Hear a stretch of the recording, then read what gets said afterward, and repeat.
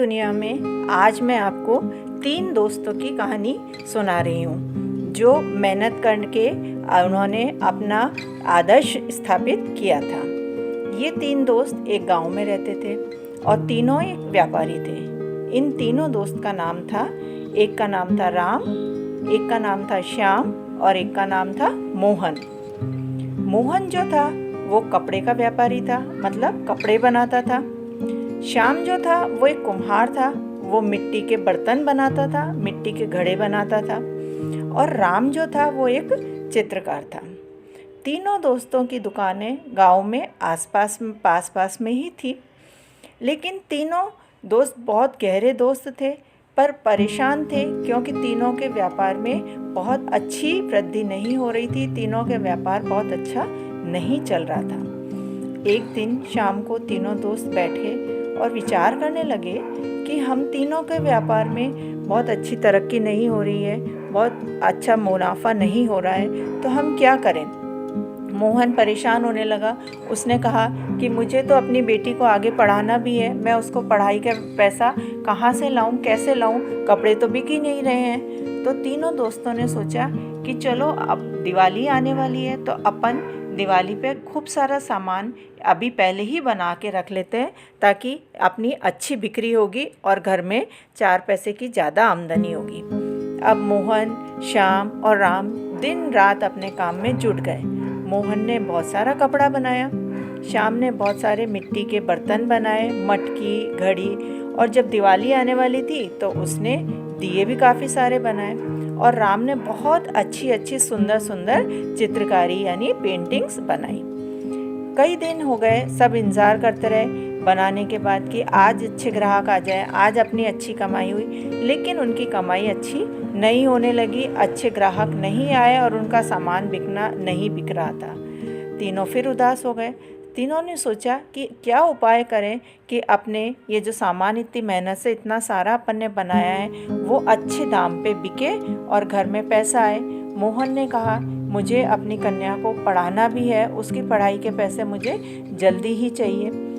तो तीनों ने सलाह की कि चलो इनको बेचने के लिए अपन शहर चलते हैं। अब सबने सोचा शहर जाने के लिए तो साधन चाहिए, वो तो बहुत दूर है और वो वहाँ जाने के लिए बीच में 2 दिन का रेगिस्तान भी पड़ता है और उस रेगिस्तान में से जाना बहुत ही मुश्किल का काम है। तो ये सब हम मिलके कैसे कर सकेंगे। तीनों ने कहा नहीं, कोई परेशानी वाली बात नहीं है। मोहन ने कहा अपन बैलगाड़ी ले लेंगे। श्याम ने कहा कि अपन उसमें खूब सारा मटके में पानी और खाने का सामान भर लेंगे। राम ने कहा कि खूब सारा सामान खाने का ले लेंगे, 2-3 दिन का सामान लेके अपन कल सुबह ही निकल के चलते हैं। तीनों सहमत हो गए।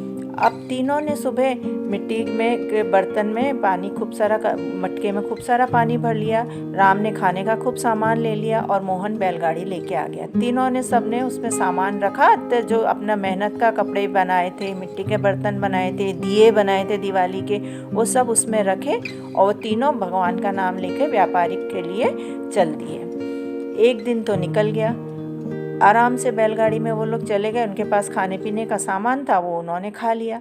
लेकिन आगे के 2 दिन उनको भी पता था कि बहुत परेशानी के होने वाले हैं, क्योंकि वहाँ बहुत बड़ा रेगिस्तान पड़ता है।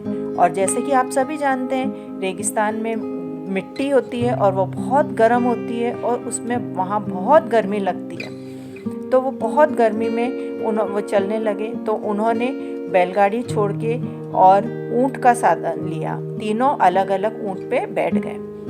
वो ऊँट, क्योंकि ऊँट को क्या रेगिस्तान का जहाज कहा जाता है ना, तो रेगिस्तान का जहाज, ऊँट अच्छे से रेगिस्तान में चल सकता है, इसलिए वो तीनों रेगिस्तान में जाने के लिए ऊँट पर सवार होकर चलने लगे। लेकिन जैसे ही वो ऊँट पे सवार होकर चलने लगे, गर्मी इतनी तेज़ थी कि सभी का पानी, जितना भी पानी उन्होंने अपने साथ लिया था, वो एक दिन में पानी उन लोगों ने पी लिया, खाना भी खा लिया। अब एक दिन उनका हो गया ख़त्म।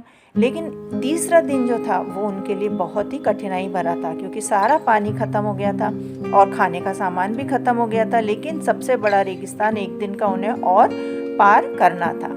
वो ऐसे गर्मी तेज़ धूप में परेशान होते हुए चल ही रहे थे कि उन्हें एक जगह घास, हरी हरी घास दिखाई दी। उन्होंने कहा आसपास पानी ढूंढा, पानी तो उन्हें कहीं दिखाई नहीं दिया। लेकिन एक घास का झुंड उन्हें दिखाई दिया। अब उन्होंने सोचा कि यहाँ हरी हरी घास है तो यहाँ पानी जरूर होगा।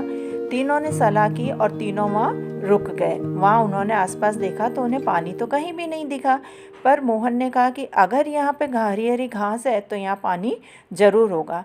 तो मोहन के साथ श्याम और राम तीनों मिलके उस जगह गड्ढा खोदने लगे। काफ़ी देर तक खोदते रहे उस गर्मी में, तेज़ धूप में, उस गर्म मिट्टी में वो लोग मेहनत से उस गड्ढे को खोदते रहे, लेकिन पानी उनको नहीं मिला। तब मोहन और श्याम थक के बैठ गए, लेकिन राम ने अपनी मेहनत करनी नहीं छोड़ी और वो लगातार उस गड्ढे को खोदता रहा। थोड़ी देर तक जब वो खोदता रहा तो उस नीचे से एकदम पानी का फंवारा सा निकल के आया और खूब सारा पानी एकदम निकल के आ गया। वो पानी को देख के श्याम और मोहन भी बहुत खुश हुए। तीनों ने खूब सारा पानी पिया, अपनी मिट्टी के घड़े भरे और वापस आगे यात्रा के लिए रेगिस्तान को पार कर शहर में पहुंचने के लिए रवाना हो गए। इस प्रकार सबने अपनी प्यास बुझाई। वो जैसे ही शहर वहाँ पे पहुँचे, शहर में वहाँ बहुत बड़ा मेला लगा हुआ था। बहुत सारे व्यापारी थे और बहुत सारी जनता भी वहाँ पे थी। देखते ही देखते मोहन का सारा कपड़ा बहुत अच्छे दाम में वहाँ पर बिक गया। श्याम अपने मिट्टी के मटके लेके आया था, दिए भी लेके आया था। तो जैसे दिवाली के समय लोगों ने खूब सारे दिए, उसके सारे दिए उसी समय ख़त्म हो गए और मिट्टी के सारे बर्तन उसके बिक गए। और इधर श्याम ने जो अपनी इतनी सुंदर सुंदर पेंटिंग बनाई थी, इतनी सुंदर सुंदर चित्रकारी करी थी उस पर, वो सब भी उसी समय वहाँ बिक गई, क्योंकि इतना बड़ा मेला लगा था और खूब लोग वहाँ पे इकट्ठे थे। इस प्रकार उन तीनों का सामान तुरंत ही भी बिक गया और तीनों का सामान बिक ही नहीं गया, बहुत अच्छी कीमत पे भी बिका। तो वो जो इतनी मेहनत करके इतनी दूर सारा सामान लेके आए थे, वो सारा सामान बिक गया और उनको सही समय पर उचित कीमत में पैसा भी उनको मिल गया। उनके पास उनकी मेहनत का पैसा भी आ गया।